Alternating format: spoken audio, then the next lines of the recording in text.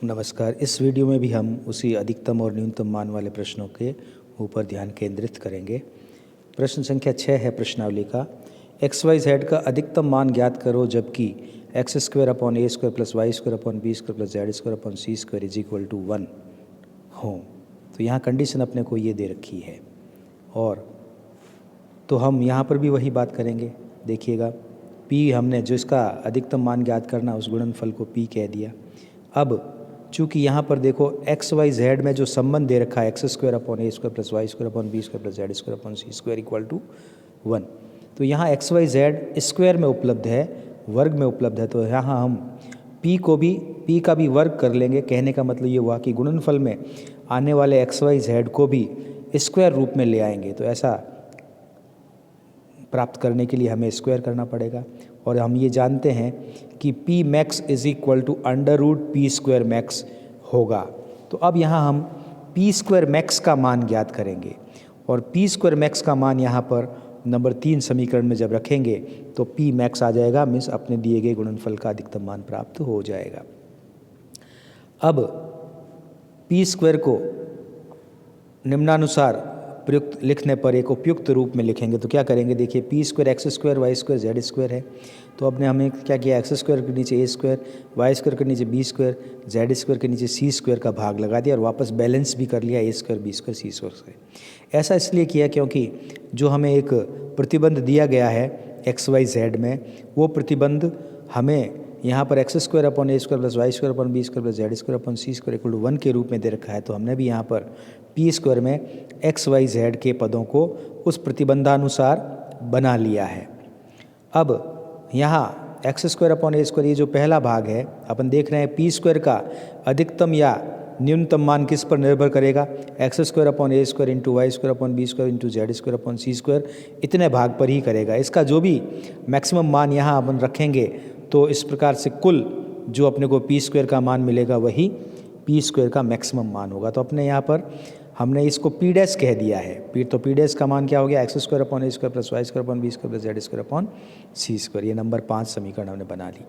अब P square max का सूत्र निर्धारित कर लेते हैं। तो हम जानते हैं P square max is equal to क्या हो जाएगा, P dash max A square B square C square. अब पी डैश मैक्स का मान ज्ञात करते हुए 6 नंबर समीकरण में रखेंगे, पी स्क्वायर का मैक्स मान आ जाएगा और पी स्क्वायर मैक्स के मान का रूट लेंगे तो पी का मैक्स मान आ जाएगा।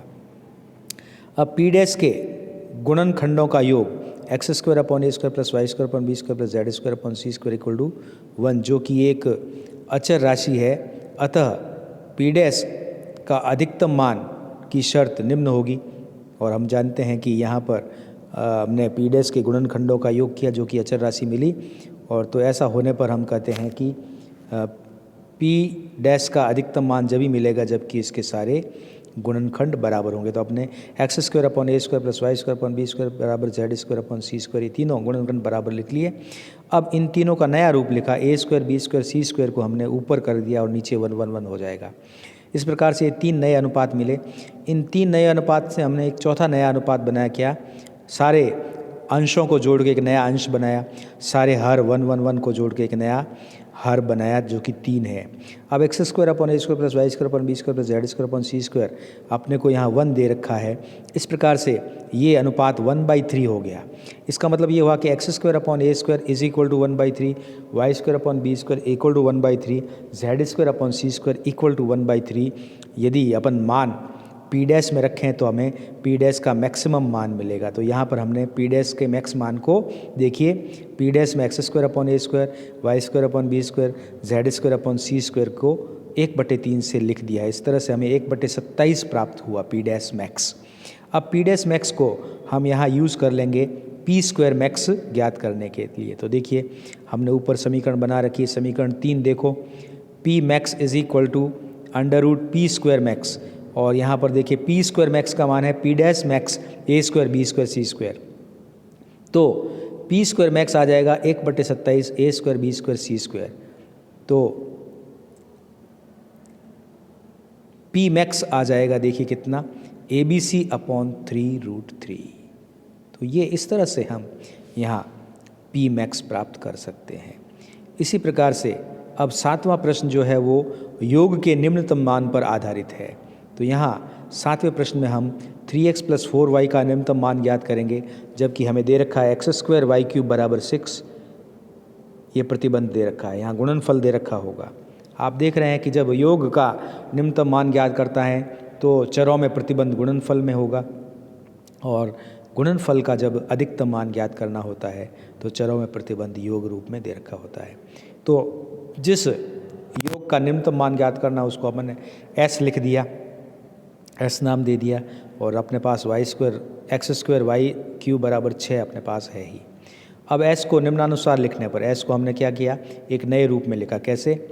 देखिए, x पर जो पावर है वो 2 है दिए गए प्रतिबंध में, और y पर पावर 3 है। तो हम क्या करेंगे कि जो x का पद है s में, उसमें 2 का भाग लगा के 2 से गुणा कर देंगे, और y का जो पद है उसमें 3 का भाग लगा के 3 से गुणा कर देंगे। इस प्रकार से s नए रूप में आ जाएगा।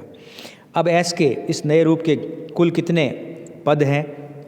2 और 3, 5 कुल पद है।